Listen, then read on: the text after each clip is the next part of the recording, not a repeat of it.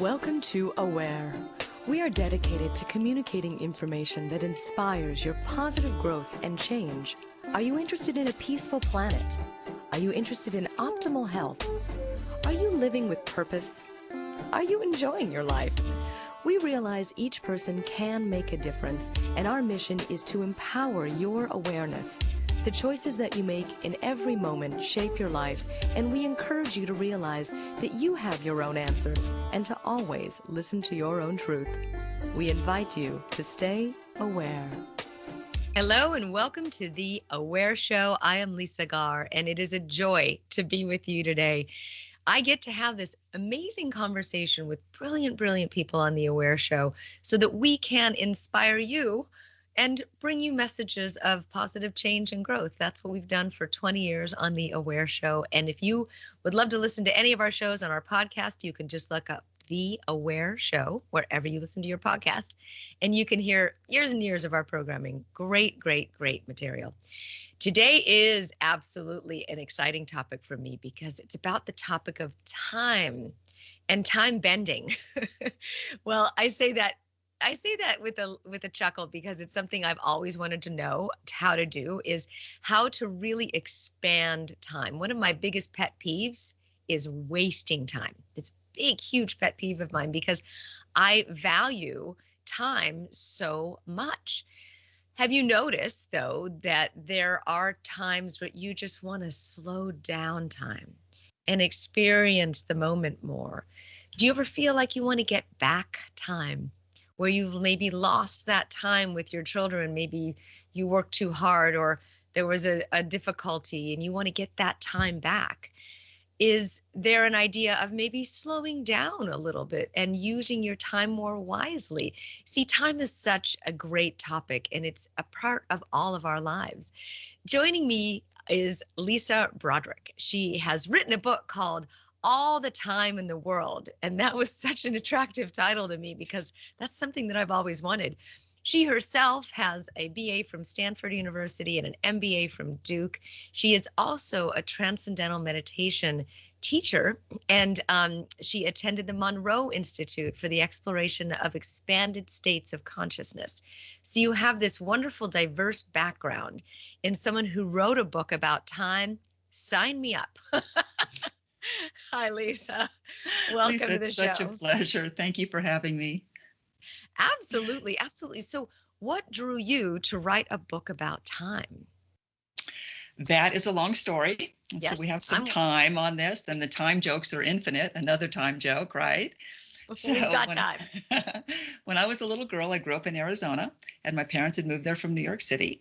And we were in a cabin in the mountains. I was around 4. And a little girl and full of life, I was jumping on a bed. The bed rolled away, and I was impaled on a plate glass window and had a death experience. We were far from a hospital. I bled out at the scene. I remember everything. And of course, memories are funny things, right? We can put them together and it might have been updated later. But the truth is that I was different afterwards. I saw everything as alive, and I learned that I had a superpower. And the superpower was my relationship to time was different. Maybe because I was in a death place and having an out-of-body experience and didn't experience time as normal for those moments. But after that, I could slow down the field in track and field. There's a story in the book about bowling where I was bowling strikes. I'm terrible. And I was bowling strikes and it happened to be a tournament, so I won.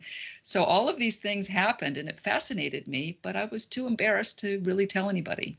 And a lot of people who've had death experiences are and have these experiences. I didn't want to be called weird or crazy. So I kept them to myself, but I thought about it. And then when I was taking the SAT to get into Stanford, I used it to arrive at the test site on time because I left too late to arrive. But I sat down at my desk and I was able to do that. Later, I became a meditator, as you mentioned. I'm a meditator in the Transcendental Meditation lineage.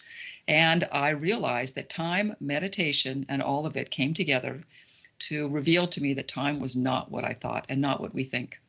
So I began playing around with it. I studied ancient spirituality from everywhere, Kabbalah in China and India and Japan and Sufism and all of the ancient mysteries, the history of the mystery. And then I learned about quantum mechanics. Well, these ancient mysteries have probably known about quantum mechanics in some sense for a long time, because time is probably quantum in nature, and so are we. And the book puts together the latest science and the oldest spirituality to provide people with a roadmap for controlling time. Let's start there. Let's start about controlling time. First of all, is such an interesting concept. I also had a brain injury, which caused that near-death experience as well, which caused me to go into what I perceived as a different dimension of time, where all time was simultaneous. And you've heard that in the quantum realm that there, time can be simultaneous. So just by changing my perception around it, opened up my world to think about time differently. That is basically what you're saying, right? It's your perception of it. Yes. Well, what I learned was time certainly has a physical component. I figured out, and there are many theories about time, but it's all a theory. Time is the biggest problem in physics today, and they have some big problems. Well, time and what time is still vexing scientists. With that said, time has a physical component. We experience time because things move around, period. In my opinion, the Earth's moving, it's rotating around the sun. The sun's moving around the galaxy. If we don't move around, we don't experience time. It's why people during COVID had such a weird relationship with time. People weren't moving around. Our schedules were different. We were all disconnected, right? So it's either speeding up or slowing down. So it has a physical component, but it also has a perception component. And the perception component is the unlimited number of experiences that people have about slowed down time in particular. So in danger experiences, when you're holding your child, even when you're lost in thought. And what I figured out is focus changes our perception of time. So I coined a term called focused perception, which can be learned. It's a meditative type technique to change our experience of time, the part of the equation we can control. If time is one part physical and one part perception, let's play with the one we can control, which is perception. Okay. Well, but what is focused time?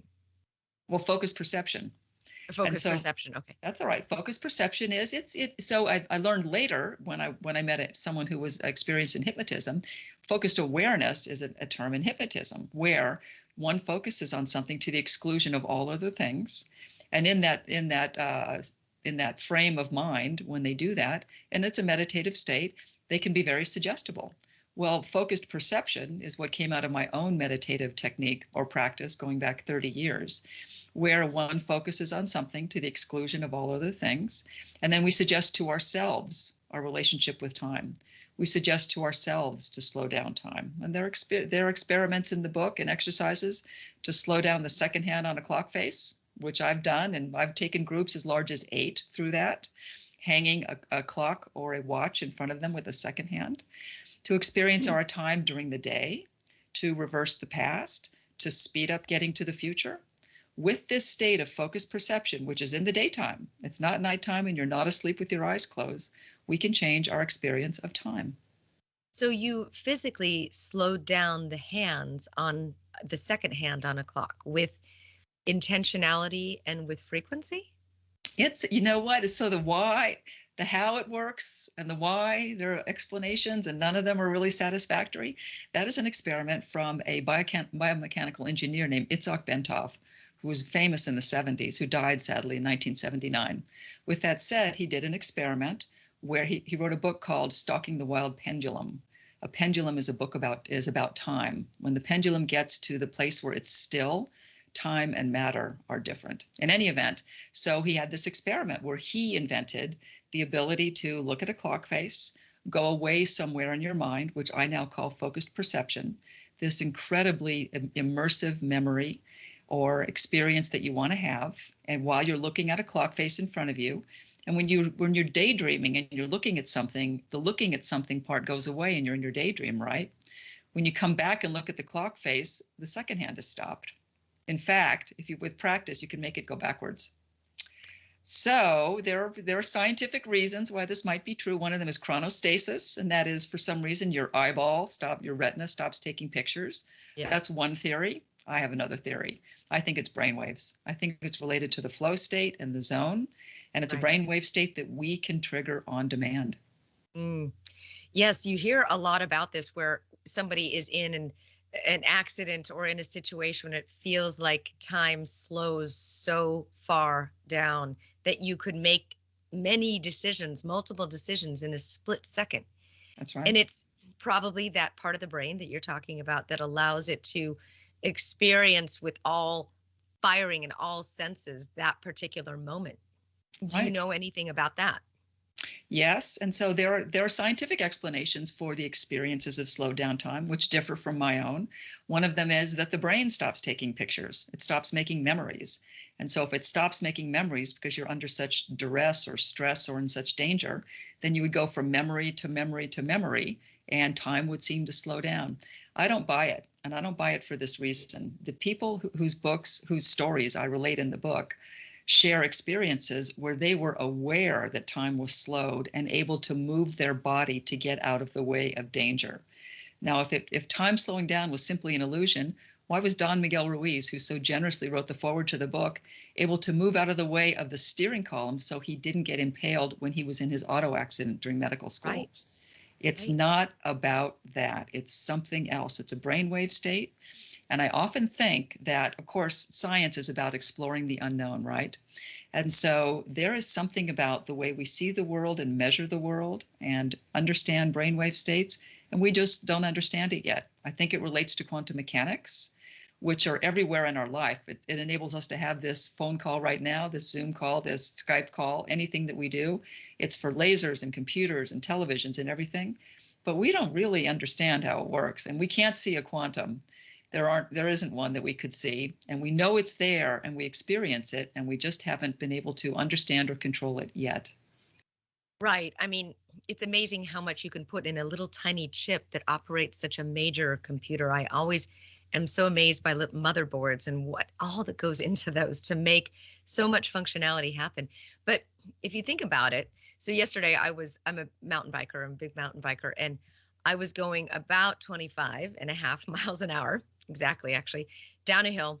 And I took a different line down this particular trail, and I wound up inside this rut and it had rained about a week ago, and the rut, the water had cleared off all of the soot. So it was just shale. It was just rock. And my bike was spinning, it was wavering between and wobbling in this rut with all of the shale. And I felt, and I specifically remember, don't crash in the shale because you'll get really caught up. And so I wanted to make sure that I got to the end of that rut and there was a very soft patch of dirt. And that's where I landed. Plume of dirt everywhere, but not a scratch on me. Right. And I was later that night, I was recounting this memory. It came back up in my head and it felt like it slowed way down. Yet my speedometer thing on my bike, my Garmin, said I was going 25 and a half miles an hour. Which is fast.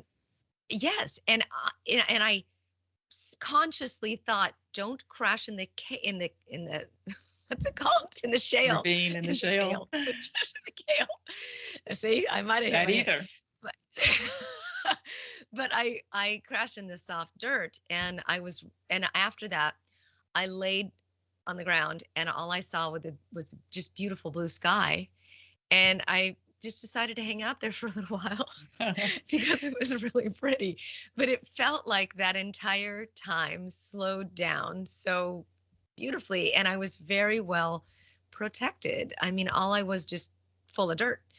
And it really, just because I just had that experience yesterday, now my back isn't so fabulous today, but I am just so grateful that I didn't crash in the shale.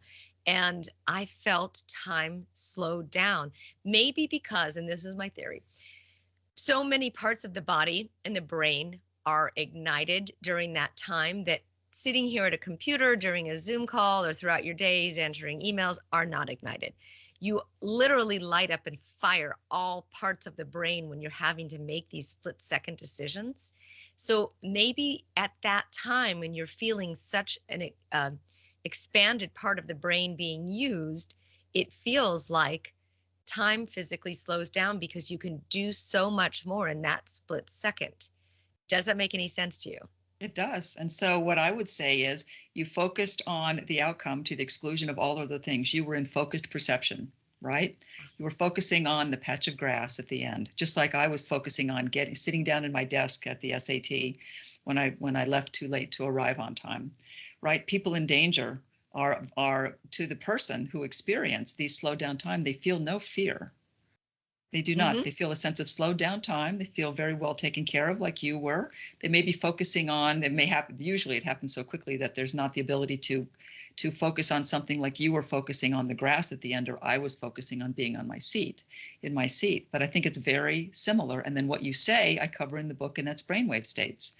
And that is the combination of brainwave states that explains the flow state and focused perception and the zone and everything else.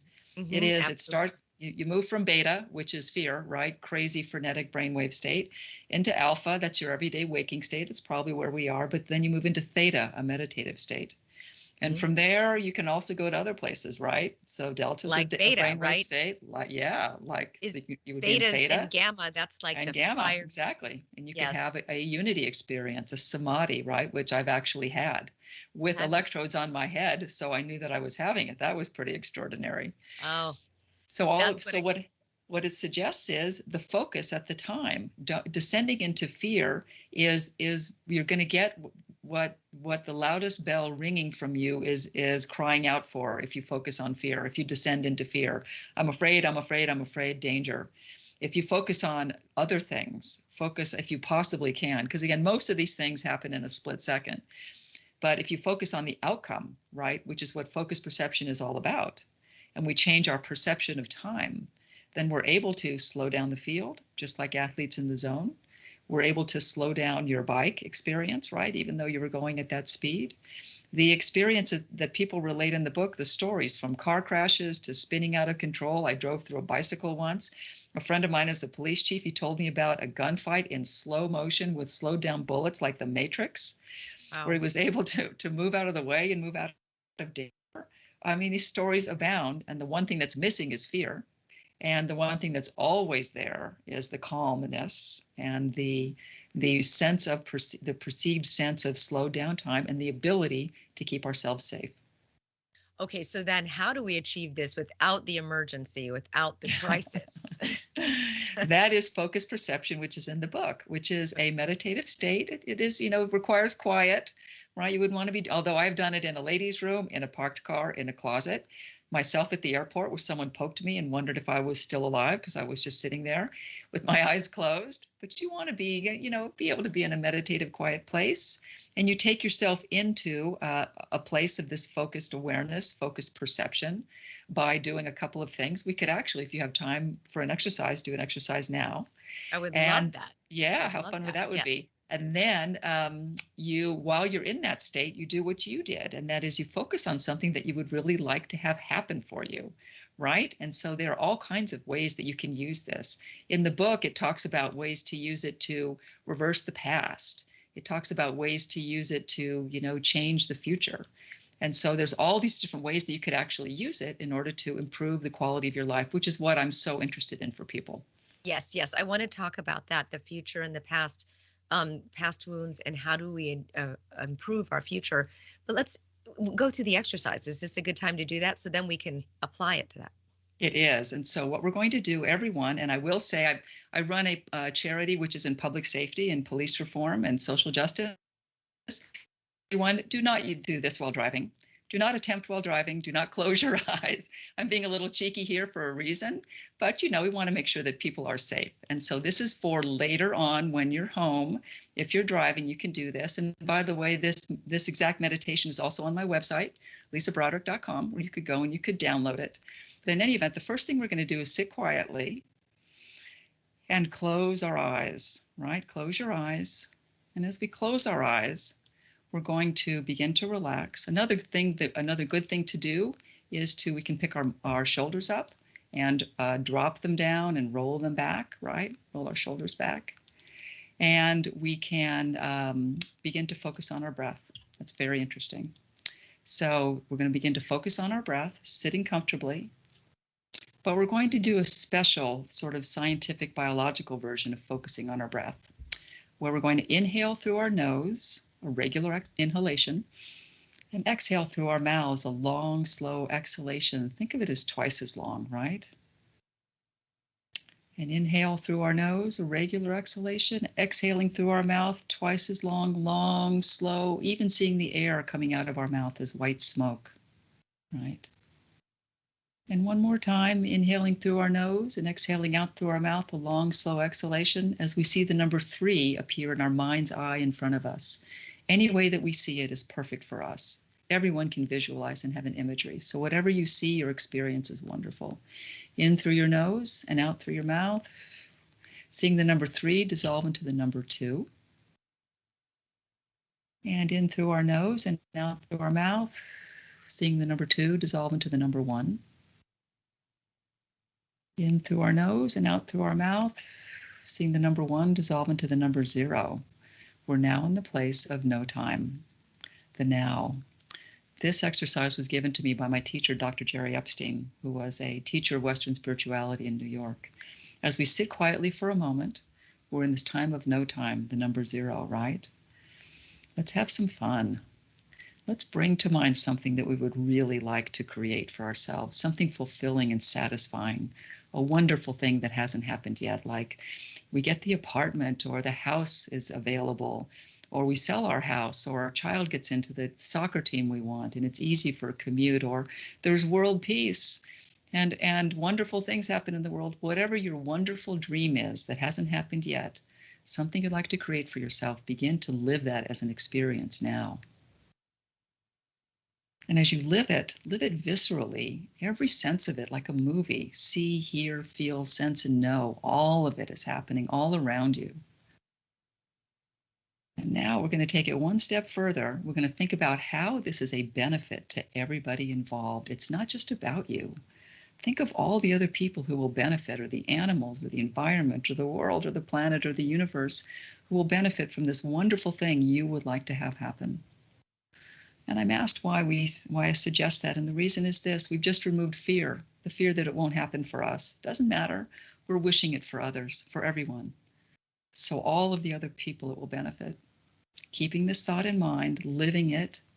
Now we're going to take it and in this moment become aware that it already happened. Boom, it's done, it's accomplished, it's complete. Fully and completely, there is nothing more to do. You're smiling. It's such an exhilarating moment. It happened. The phone call came, the check came, we got the job, we're in the house, our child is in the soccer team. There's peace on earth, whatever it is for us. So wonderful. We're exhilarating in the wonder of it. It's such a great feeling. It's already happened. Nothing more to do.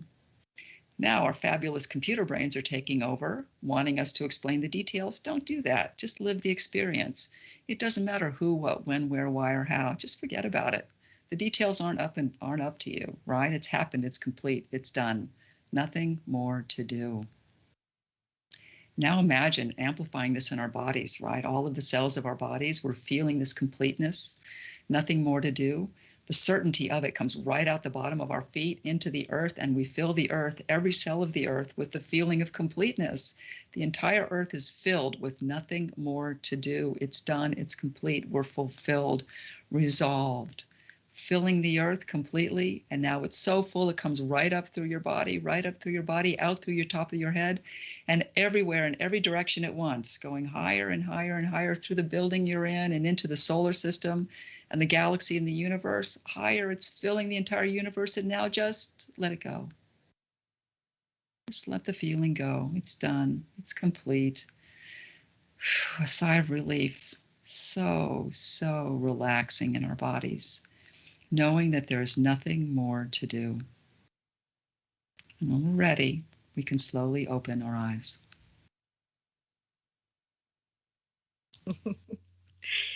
That did tend to go by so fast. How fun was that? We solved the world's problems in a couple of minutes. So here's a little psychology and science behind this. I think of the work in this book is it's where psychology meets physics, right? We don't know what happens on the quantum field, but we can help our psychology and change that. So let's talk about fear. That thing that you want to have happen. You have removed the fear in some sense that it won't happen. Number one, you've already lived it, right? Number two, you've removed the fear that it won't happen for you, because it would happen for everyone. There's a sense in your body down to the cellular level that it's done, it's finished, it's complete. So how you show up for the next moment and the next moment after that are now different. You're different. In a sense, you've stepped out of time. So when that phone rings and it's your boss and you're wanting the raise, or you're waiting for the house or the check to come, in a sense, there's a certainty that it's already happened.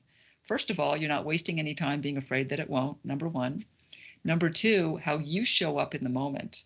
And that is the essence of quantum mechanics, right? The observer effect.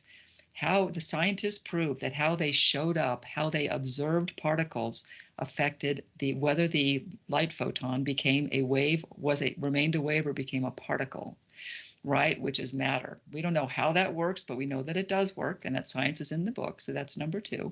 And number three, we really don't know how it works. But let me ask you a question. If you were to walk into a room and be profoundly sad or profoundly angry, and the rest of the room was neutral, would they know that? And you wouldn't say one word? You bet they would. Yes. Frequency and vibration explain the universe. Yes. So we don't know how it works, but we do know that it works. And so you've just lived your wonderful experience. This is one of the many, many exercises in the book that I really want people to use to step out of time and live their best possible lives.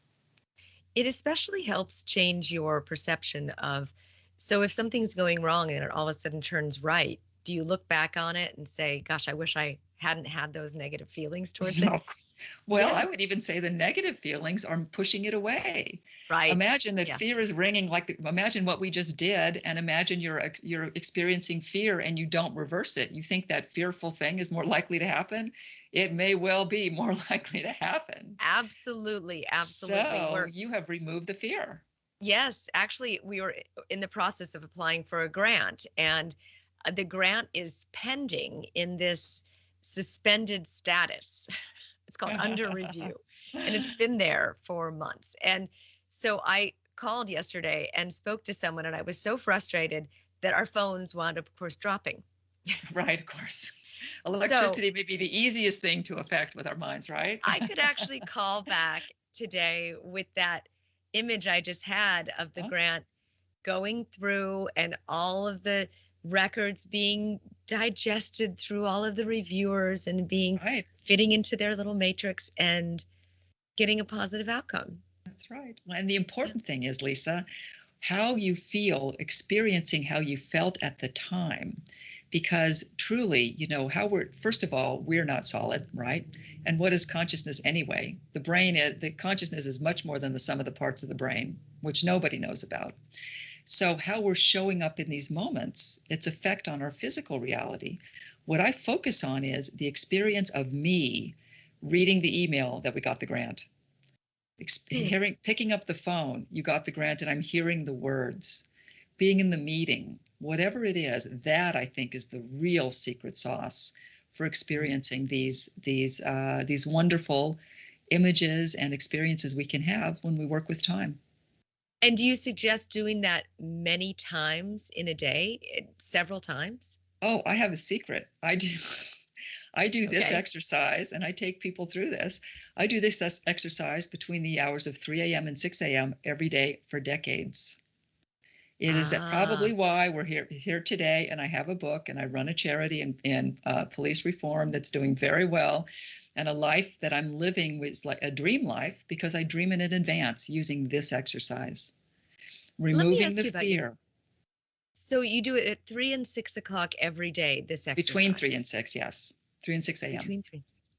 So tell me about the police reform charity. You've mentioned that several times, and I'm really curious about how you use this work in the police industry. Well, and so it actually came out of this work, and that is when I'm a business consultant by training, and while creating this book and living this life, I was helping other companies, socially conscious companies, achieve their dreams as a business consultant, and I've done that for many, many decades. But around the age of 50, I started to feel dissatisfied. My dissatisfaction was I wasn't going to do anything that wasn't socially accretive. We have big issues in this world. Let's just get on board. And then I heard a quote from the Dalai Lama in 2014 that women over the age of 50 will change the world. And I thought, well, that's me. right? The kids are When did gone, you hear right? this? Oh, my It was in goodness. Toronto in 2014. It was a wonderful quote. In any event, the kids are gone. You may have an education, we have some experience, and we're the weavers. We're going to weave society back together.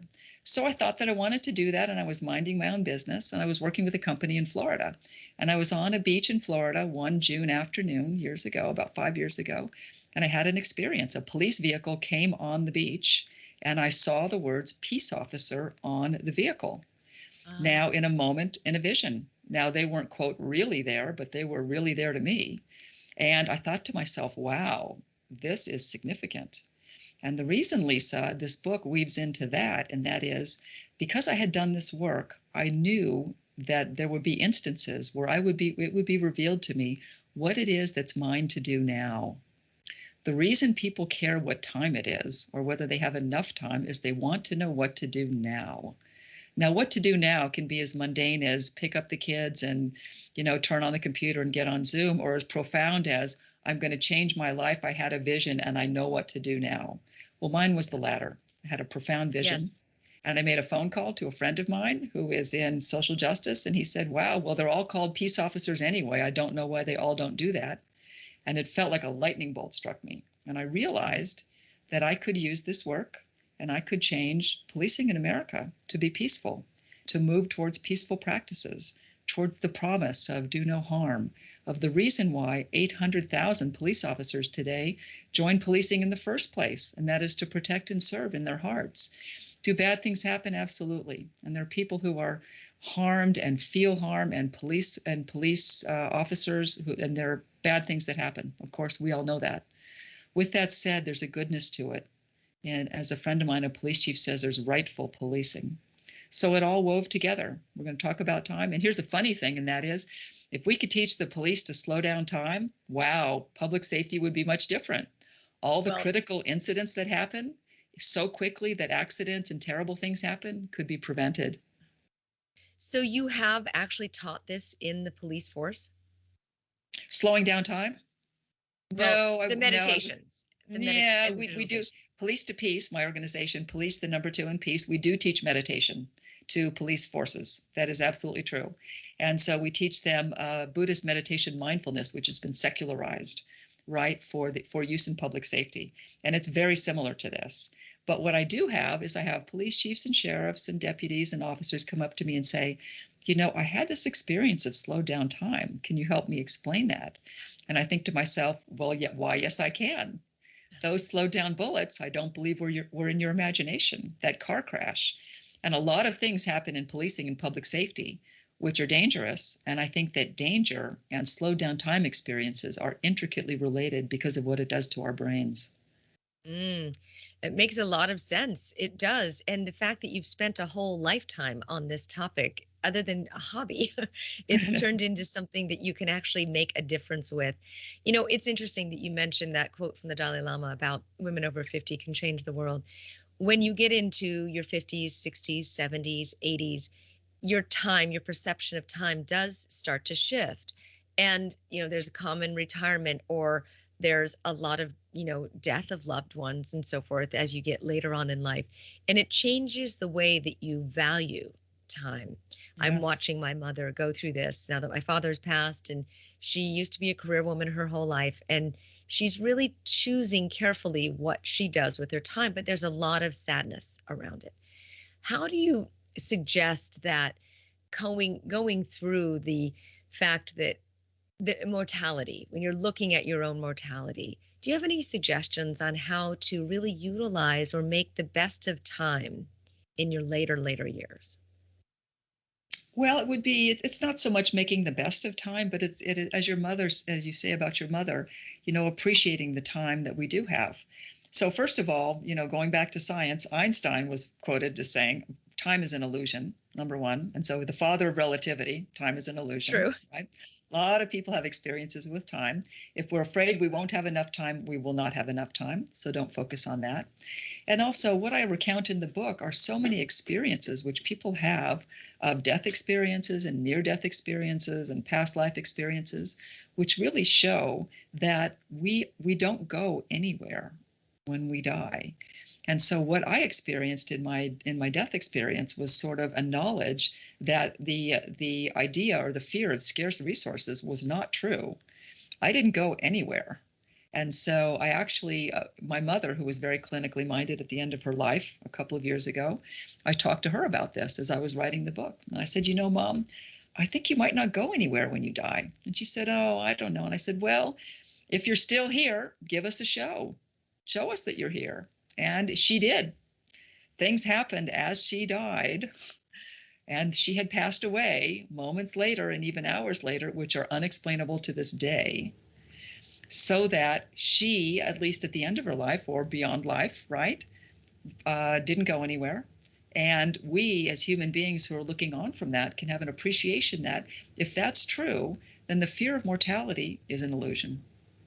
Tell us what Simply a happened. change of What form. types of, I'm curious, what type of sign did she? So, yes, we were in her home, and it was at the end of her life. This was a couple of years ago, and we knew that she would die. She was very ill. And my brother was there, who was a physician, his wife and my sister. And she died at 2:00 in the morning exactly. And we were in her bedroom, and my sister and I were there. My brother and his wife had gone out to another room to try to get some sleep. And around 4:00 in the morning, I felt this overwhelming sense to leave the room. It was an impending something, maybe a presence I didn't know. I had been asleep. And I got my sister up and we left the room just, to get out of her bedroom. She was still in the house. There was no reason to call anyone at the time. In any event, as we laid down in the living room, the radio went on in her bedroom, full blast. And my brother turned and said, I've been here for 3 days and that radio has never gone on. So it wasn't a timer issue. And it was her favorite radio station, NPR San Francisco. So data point one, at that time, the television reset itself. The television wasn't on. We weren't watching television at 4:00 in the morning. It turned on by itself. And we thought, wow, isn't that strange? So we were a little rattled by that. And my brother was looking around and he knew that I was writing this book and he knew that I'd talked to her about this. But hours later, we had driven away and people had come and taken my mother's body away and locked up the house.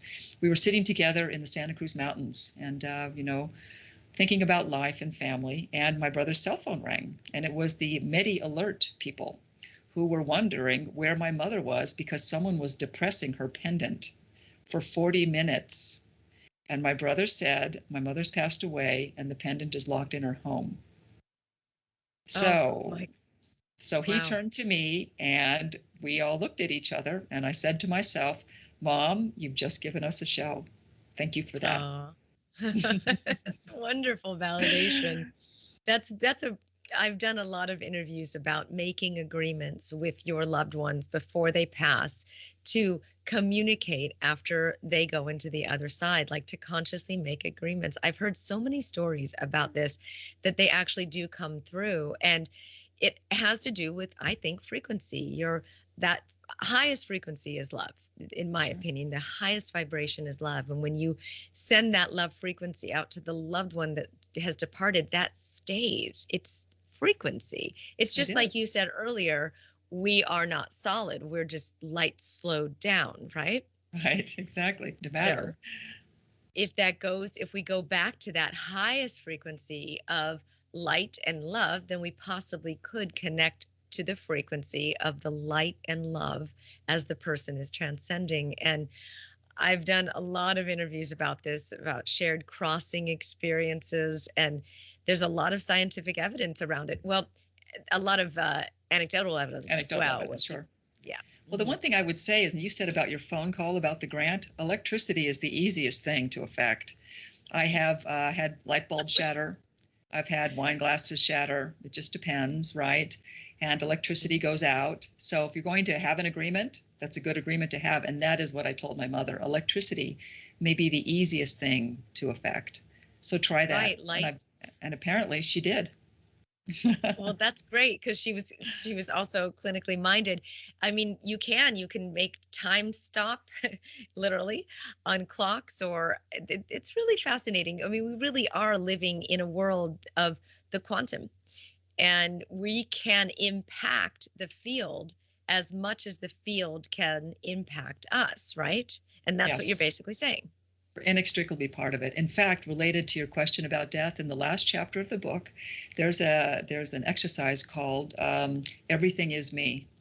And so if people are interested in the book and they want to get that exercise, it is an exercise in the stardust nature of everything around us being everything and everything being us, which really just takes out of the equation scarce resources, dying, mortality, fear, everything else, so that someone can have a true unity experience.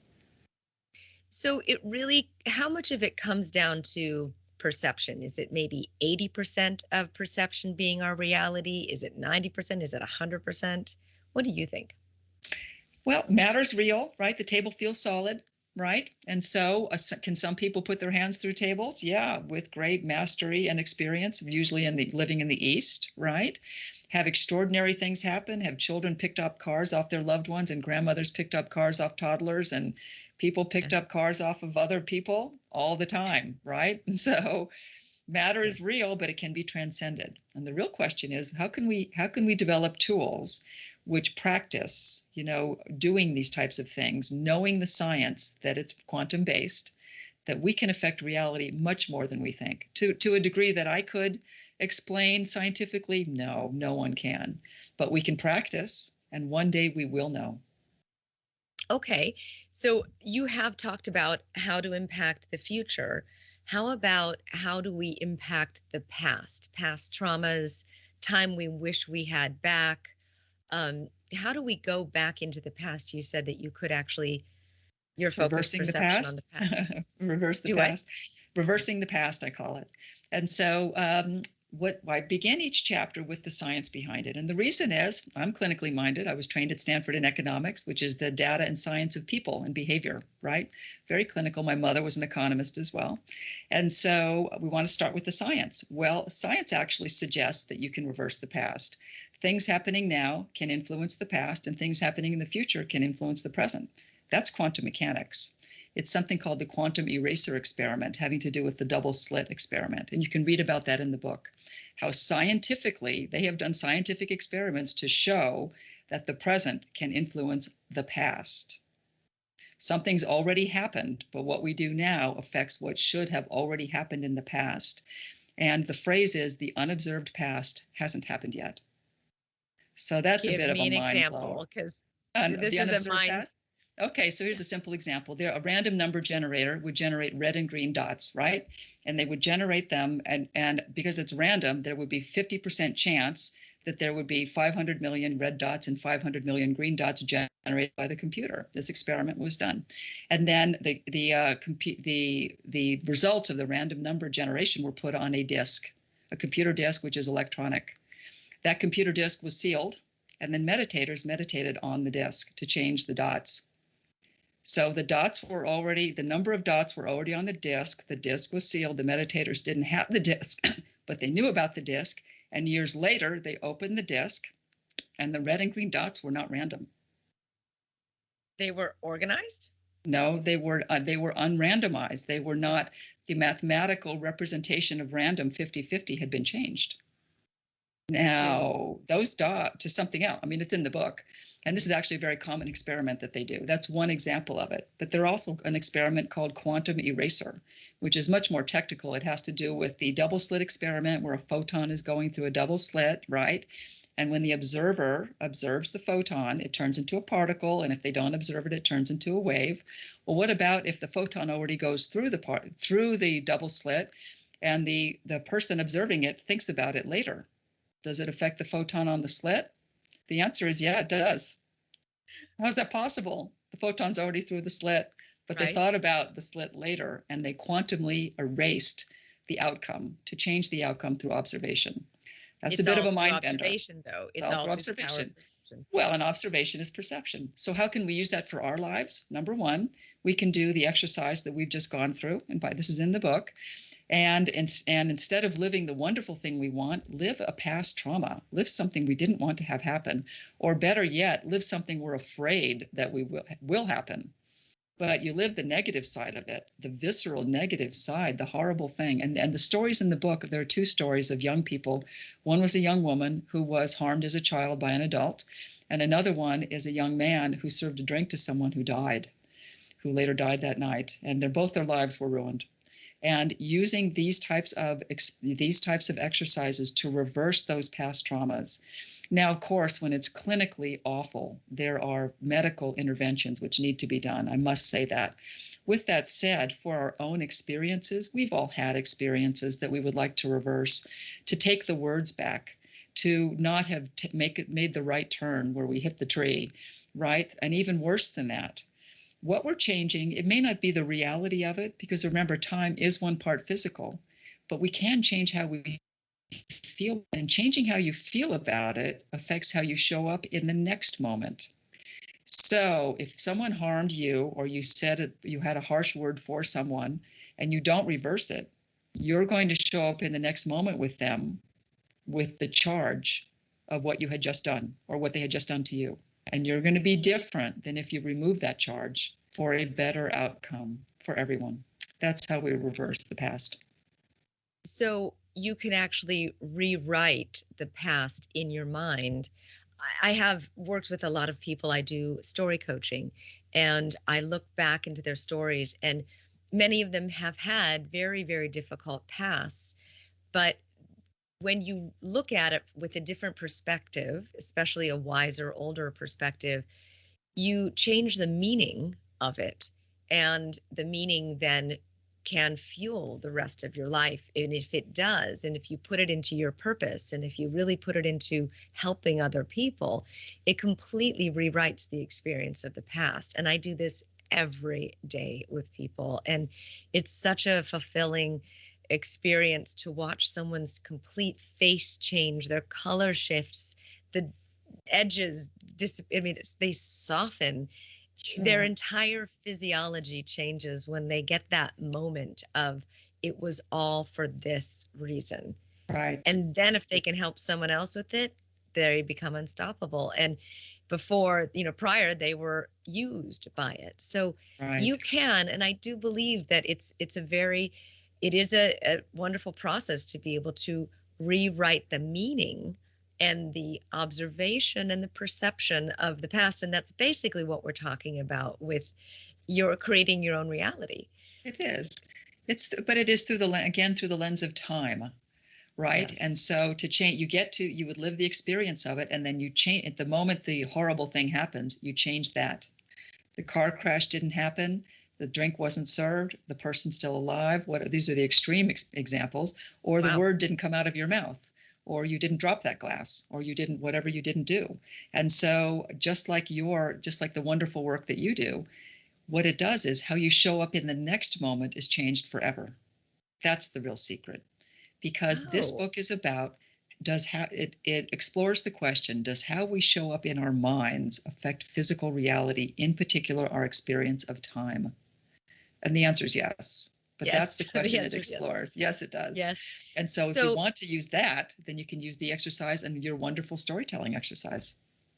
So can we then stretch time? Can we expand time? So if you have deadlines or your super busy moments, or in your example where you had to, take the SAT and expand that time. Did you ever finish those sections? I mean, can you expand the time of a deadline or something that you're coming up against? Absolutely. And here's how you do it, using focused perception. What you focus on and how you focus changes your perception of time. So imagine we just did the exercise that we did.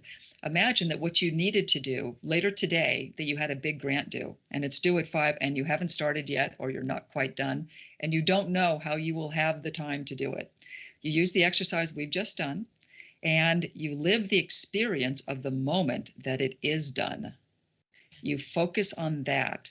Pressing send on an email, putting down your pen, hanging up the phone call, whatever it is that was so time pressed you couldn't imagine it could happen in time, or that you would have enough time. Focus, just like I did on the SAT and as you did on the mountain bike, on the experience of it being done already. What you will do somehow, and I think it's through brainwave states, time stretches to allow for what you need to do when you need to do it. And almost to the person, I get phone calls all the time. Lisa, it worked. I did the grant. It finished. I finished the paper. I can't believe it. Whatever's happened has already happened yet, and it happened just on time, exactly when I Girl, needed it I'm to. going to call you when we get that grant. Awesome. I'll be thinking of it. Here's what I'm going to do. I'm going to live the experience of you calling me about the grant. See, Okay. if you want to phone a friend on the dreams that you want to have and you're manifesting, definitely phone a friend to have them experience you telling them that you got it. That's even Is better. is that more powerful when more are gathered I think together? I think it is absolutely multiple. Because who knows on the quantum realm, right? Number one, number two, right? You're changing another person to allow them to feel something wonderful for you, and that's the high vibration of love. And So in that's all the of what we've reason. talked about, there's no fear, right? There's no fear of you from you. It's already done. There's no fear from them. They want it for you. Imagine if you walked into a Starbucks and all people were talking about were the wonderful things they want to have happen and that already happened. We would have a Well, different world. like you did with the world peace, when you actually said, okay, I think we can all collectively put our brains together. So this network can reach millions and millions of people at once. If the millions of people that this network reaches has a simultaneous experience, or even it doesn't matter, whenever you happen to see this show, if you watch the replay or watch it on demand, you can have that, put that into the field of world peace several times a day and start to see, just do it. Why not? Well, and Why that's the not? wonderful work of Lynn McTaggart, who does her experiments Yes. all the time, her intention experiments. That is wonderful work. Also, Dean Radin with the Global Consciousness Project, which I cover in the book, where he's Mm-hmm. able to sense that global consciousness is actually experiencing in advance things that happen. So, a friend of mine calls it the quantum soup or the quantum fog, right? There's something around us, the Higgs boson field, it's called, or dark Yep. matter. All of this space is around us is not space. There's something there. Vibrating through that space are frequencies and amplitudes and waves and experiences so that we can sense them, they can affect us, and we can affect them through how we show up. That's fascinating. Well, I think that we have everything to gain by doing something like that, but also specific, like you mentioned, Lynn has the intention experiments or the power of eight, where eight or more are gathered together. And Yes. although that was just a random number that she chose, it could be two, it could be three, it could be whatever you know. I wonder what you do for a hobby. Hobby. I'm curious. I help people reframe their experience of time, and I help communities reframe their community safety to be in coordination and working with the police, so that all of the consternation goes away. That's what I'm about. People leading their best possible lives. They can do that by not being afraid of time, right? And they'll run out of time. That's one side of my life. And the other side of my life is getting along, right? Co-producing our world together. As Americans, we're probably not behaved enough to not have laws and people who enforce laws. And I think that people who enforce laws are noble and meritorious in doing that. And bad things happen. So given that's the case, how can we live together in a way that's in harmony? That's the other side of my life. That's so interesting. Yes, bad things happen, but you have committed your life to that intention for you to be able to live harmoniously with Yeah, people. our Do best you do possible lives, meaning and fulfillment. do you do any individual coaching on time I expansion? do. Actually, I've been so so encouraged to do that. I didn't think it would happen. Yes, I am now coaching people on time. And so it's a 3-month coaching program, which will shift people's perception of time unique to them. I'm very excited about it. And it's just starting this month. That's interesting. And so how do we find out more about that? Well, on the website, lisabroderick.com, under About Lisa, there's information on coaching, for personal time coaching, to change your Well, perception of time. yes. Well, I love the title of the book, All the Time in the World, and for you to really look at learning to control your experience of time to live a life without limits. That's the subtitle. Learning to control your experience of time to live a life without limits. Just that sentence is mind opening, that you can literally learn to choose to look at time differently. And the fact that you've done so many experiments on it and led communities around it and now can actually coach people around it, I think that is really fascinating. Well, Lisa, it is very work in storytelling. It's the framing, right? And even with Police to Peace with communities, it's the reframing of police officers as peace officers, right? It's all, and what is all of that? It's perception. It's how we're showing up in each moment. That is the secret. We're going to learn hundreds of years or millennia from now how it really all works.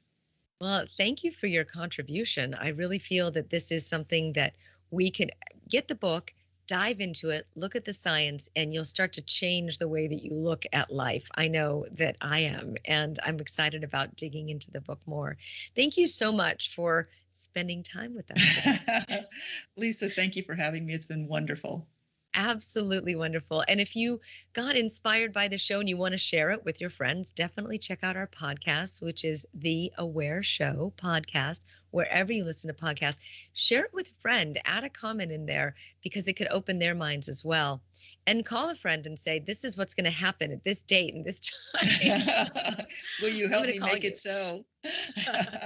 All right. Thank you again. I am Lisa Garr. And until next time, I invite you to stay aware.